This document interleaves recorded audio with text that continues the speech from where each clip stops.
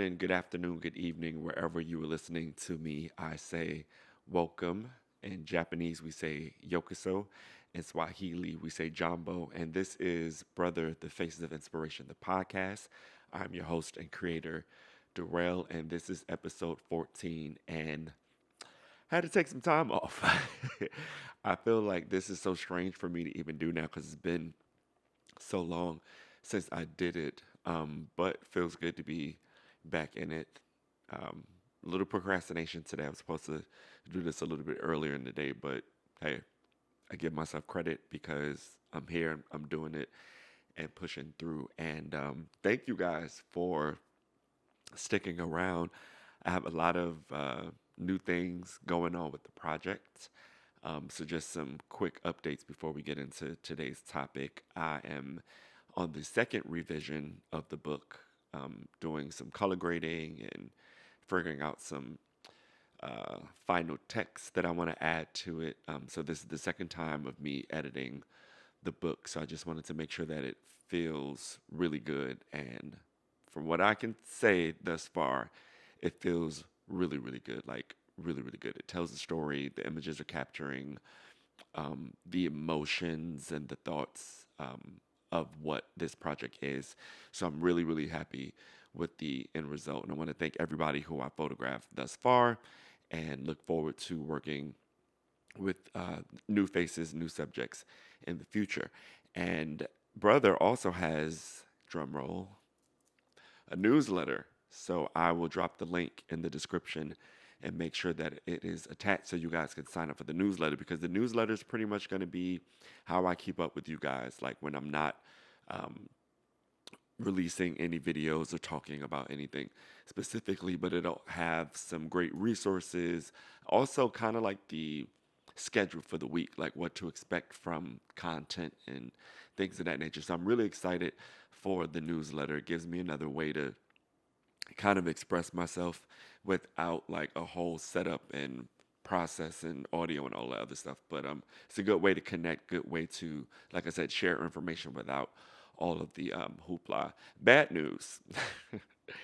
If you were subscribed to the YouTube channel, that email got locked. And no offense to Gmail, Google, your customer service options are horrible online. It is just like one link to an article with about 75 more links, no live chat options. It was like a 2 or 3 hour process for me to figure out how to recover that email and switch it, the email that I was using to log in for the brother channel.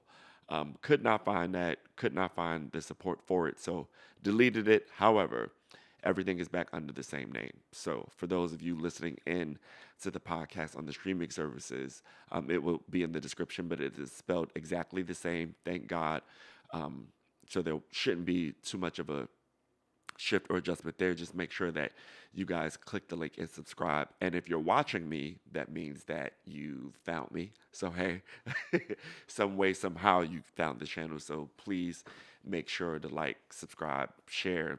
Let's engage in conversation.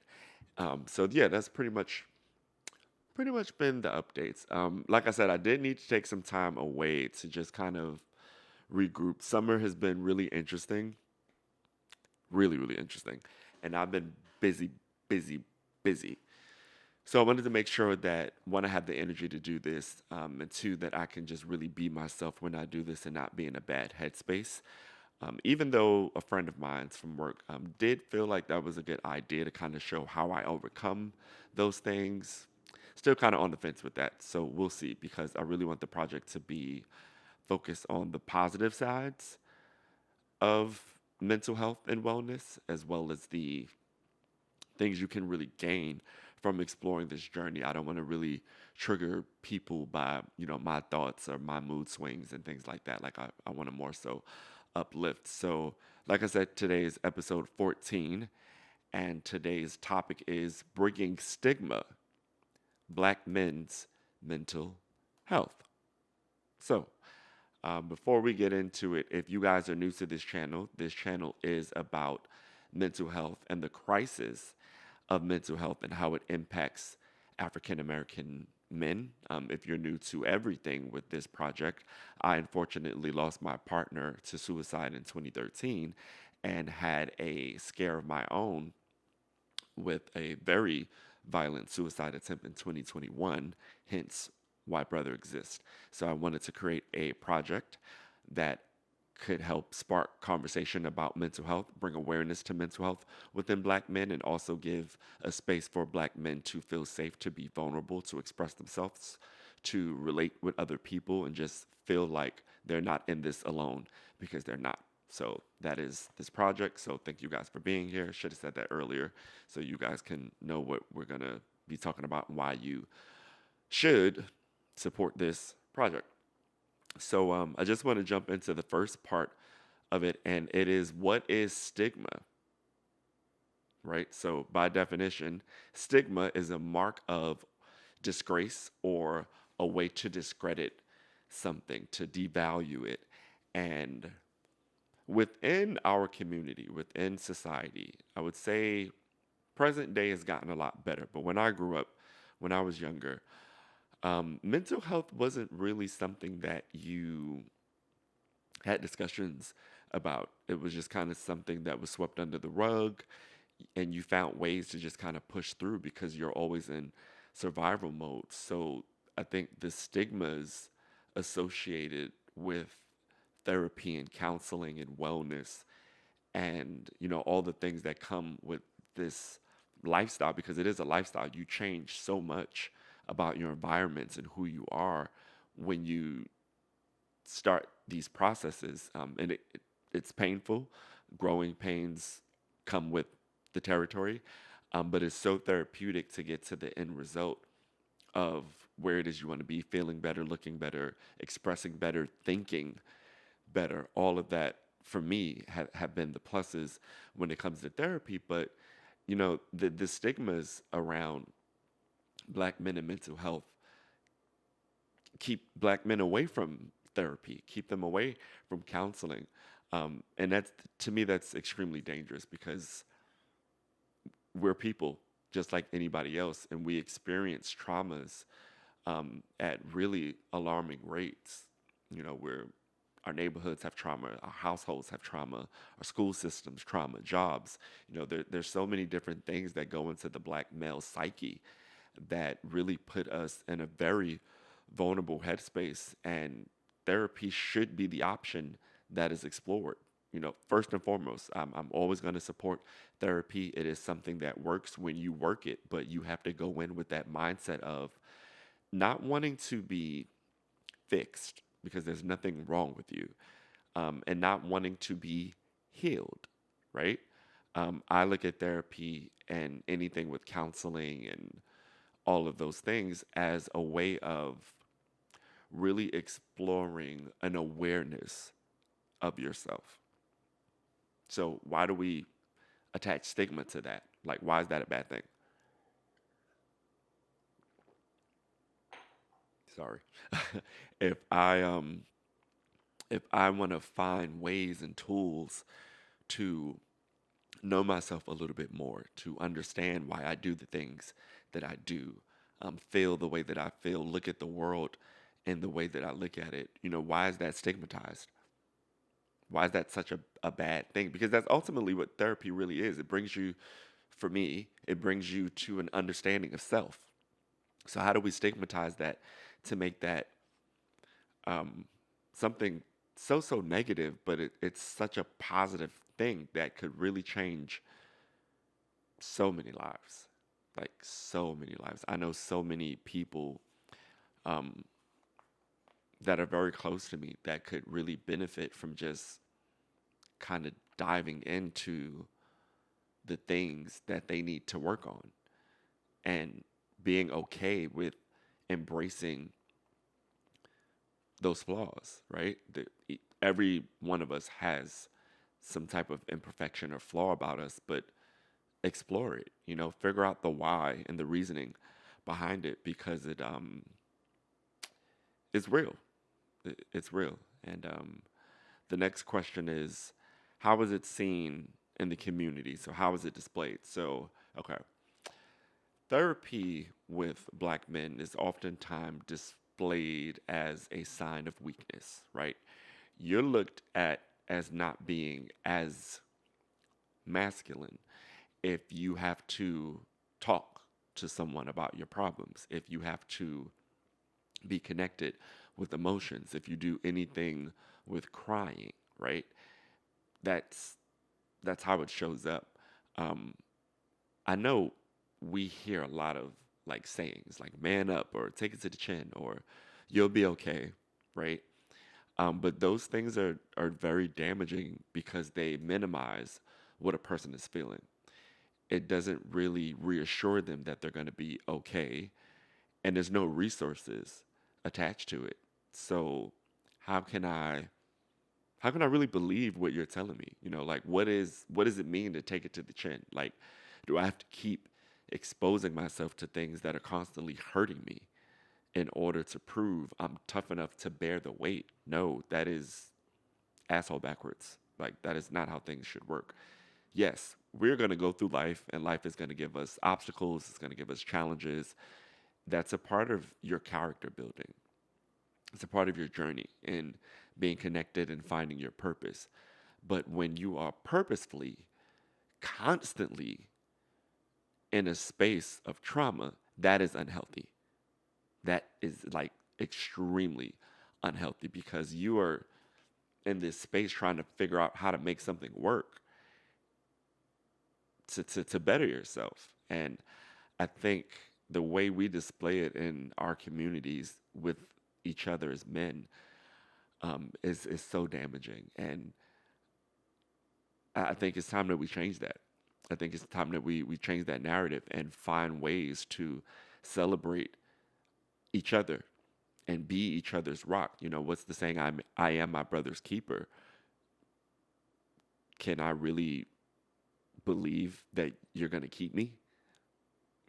If I come and you ask me one of the most triggering questions anybody, but it's ingrained in our culture, how are you doing?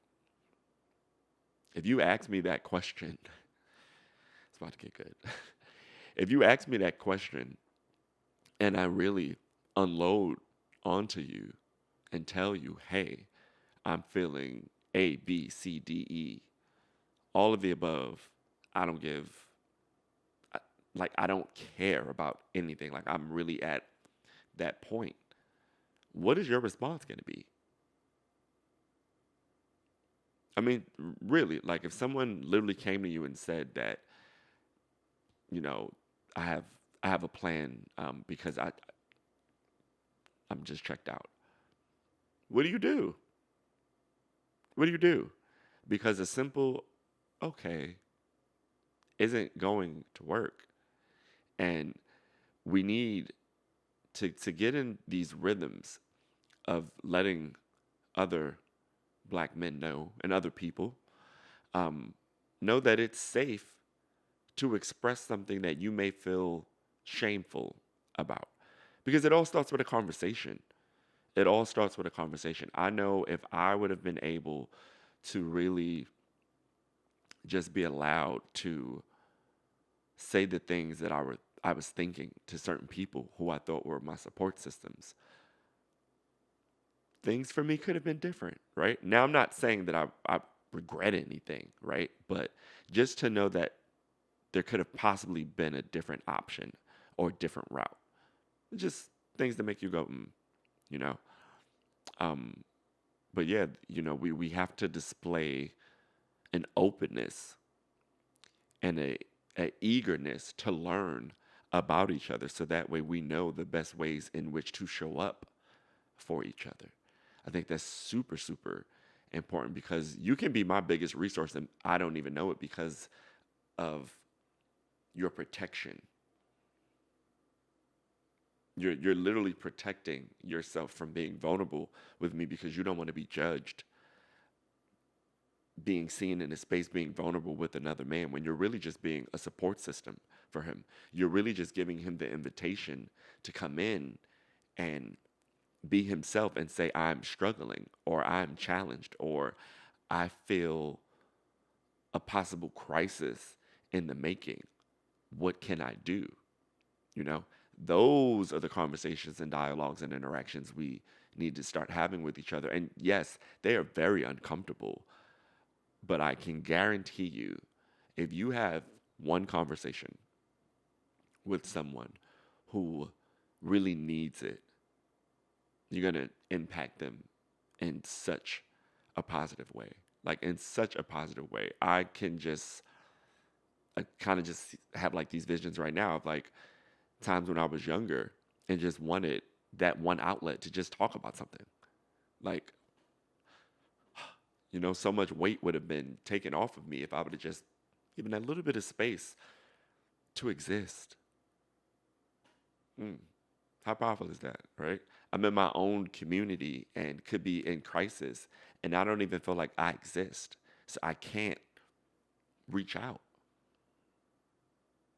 And when black men can't reach out, we suffer in silence. We suffer in silence. And, I think with everything happening in the world, everything kind of shifting, and there really just being this greater divide of the have and the have nots, our communities are all we have. Our communities are all we have. And I really miss the practicing of this phrase, it takes a village to raise a child, because now everyone is just in this scattered brain state. Like, it's kind of crazy. So the community is all we have. Community is all we have. And that's why this is important to me. And that's why I'm here doing this. And how can we defeat stigma? How can we defeat stigma associated with mental health and start to change the narrative? Because now it's time to take action. Like, we've addressed something, we've noticed something.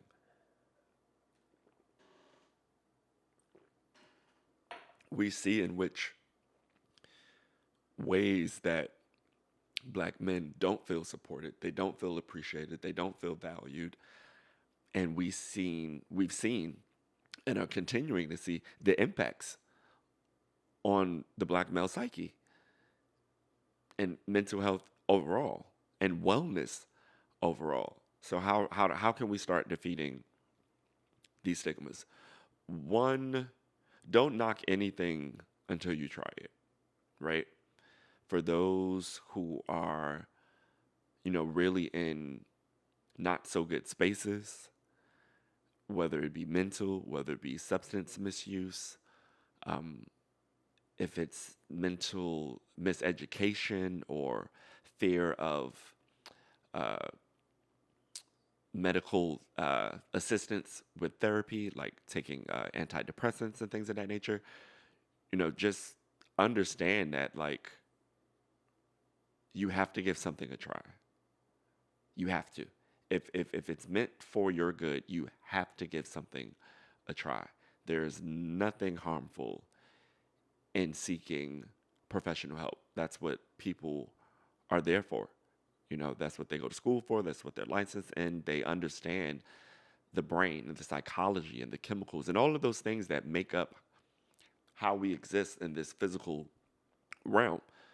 Trust them and trust the process. Two, be authentically you. Be authentically you. So if the first one is to give something a try, the second one, be authentically you. Don't worry about what people are going to think. I would much rather experience you in the now than experience you in a past tense, because we couldn't get the help that you needed. We couldn't be the support that you needed. I don't want bad news from people passing away because things have just gotten too bad. And that's what they're left to choose. I don't want that. I don't want that. I don't want that. I don't want that for anyone. We all deserve the right to live. We all deserve the right to thrive. So let's show up authentically us. And even if you don't fully understand how to be you, and you're still working on those pieces, just show up. That's going to be 3. Just show up. If you give yourself a little bit today, a little bit more tomorrow, a little bit more the day after, a little bit more the day after, just show up. It's those small little pieces of the puzzle that make this grand scale piece, this piece of art that ultimately is you in this space. Show up. You have the right to. You owe it to yourself. Show up and go as slow as possible. This isn't a race. What's the saying? Life is a marathon, right? You got to pace it out. And especially in new territory, take your time. Take your time. Enjoy the journey because you're going through it for a reason. And then when things start to kind of climax and get uphill, okay, now you can pick up the space again because now this is your new normal. Now you're living in your new normal. This is what serenity feels like. This is what peace feels like. This is what life can feel like when I know what my triggers are so I don't hang out with these people anymore. Or I don't engage in these conversations with my family anymore. Or I don't seek out these traits in a partner anymore. I don't stay in toxic work environments where people, speak and communicate in this way, shape, or form because it affects how I feel about me. Oh, like why would you not want that? And it all starts in just showing up little bit by little bit, little bit by little bit. And then you gotta apply it. You gotta apply it. Whatever you've learned in this journey thus far, you have to apply it. Whether it is setting boundaries, taking more personal time, self-care routines, uh, having more balance, you have to apply it. You did not go through all of this, and you're not going through all of this just to kind of pull back and still be doing the same things over and over and over again and not getting any new results. You have to apply what you learn. And as long as you're alive, you are learning every single day of your life. Use that. It's a gift. Use it. Use it. Use it. Even when things don't feel right, just show up. Just show up. You don't have to be 1,000%. I just want you there. I just want you there.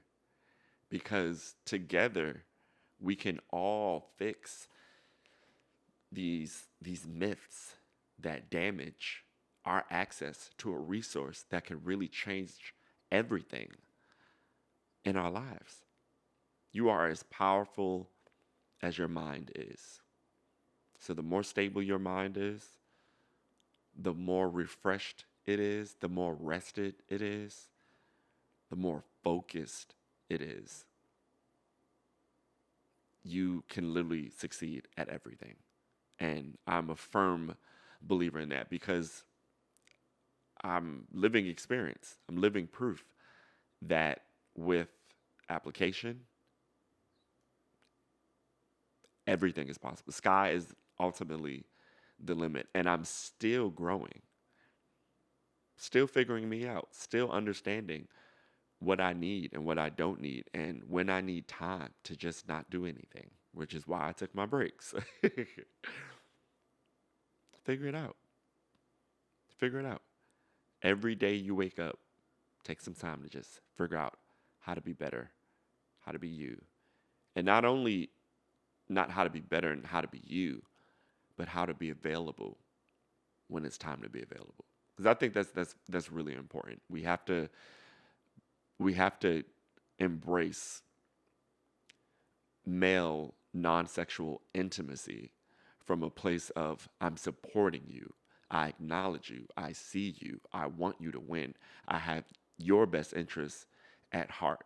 That is a type of brotherhood that we got to get back. We got to fix it. We got to fix it. And I believe we will. So I want to thank you guys for tuning in to another episode of Brother, the Faces of Inspiration, the podcast. I'm your host and creator, Darrell, and this is episode 14, Breaking Stigma, Black Men and Mental Health. It was such a pleasure to talk about this topic, to get insightful and share some inspiration and some tools and ways that you guys can just get better. Just get better. So, like I say on I haven't said it in a while, so I guess I need to bring it back. But let's continue to create dialogue, to create community, and to create healing spaces. I'm your host, Darrell, and this is Brother, the Face of Inspiration, the podcast. Take care.